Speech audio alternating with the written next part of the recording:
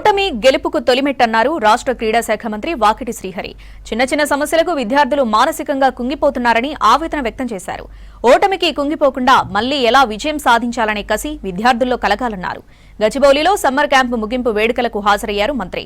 600 మంది విద్యార్థులకు క్యాంపులో క్రీడలపై శిక్షణ ఇచ్చామని తెలిపారు. విద్యార్థులు ఫోన్లకు బదులు గ్రౌండ్లకు అలవాటు పడాలని సూచించారు మంత్రి. ఎంకరేజ్మెంట్ చేయండి. ఖచ్చితంగా స్పోర్ట్స్ మాత్రమే, ఈ గ్రౌండ్ మాత్రమే.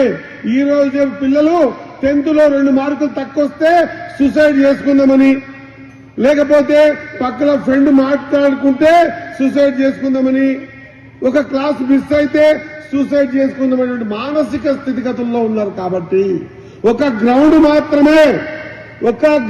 మాత్రమే ఈసారి ఓడితే నెక్స్ట్ టైం మళ్ళా కసిగా గెలవాలని నేర్పించేది గ్రౌండ్ ఒక్కటే. కాబట్టి ఈ గ్రౌండ్ లో పిల్లల్ని మీరు ఏ విధంగా తర్జన భర్జన చేసి పిల్లలకు ఆట నేర్పించే అవకాశం ఇచ్చారు. కాబట్టి ఈ గ్రౌండ్ నేర్పిస్తుంది ఏమని, నాకు ఈసారి గెలుపు రాకపోయినా నెక్స్ట్ టైం నేను ఖచ్చితంగా గెలుస్తాను.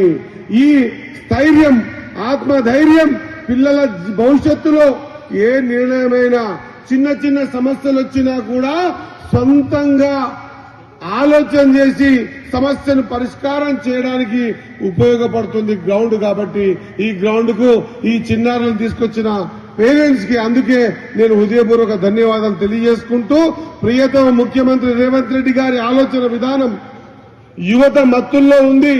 ఆ మత్తులు వదిలి మైదానాలు చేరాలని చెప్పేసి ప్రతి వేదిక మీద చెప్పడం ఒకటే కాకుండా స్పోర్ట్స్ పాలసీ తీసుకొచ్చి చెప్పలేం.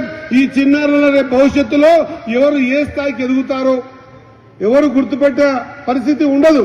ఎవరు పిల్లలైతే ఇన్వాల్వ్మెంట్ అయి ఆడతారో, ఎవరు పిల్లలైతే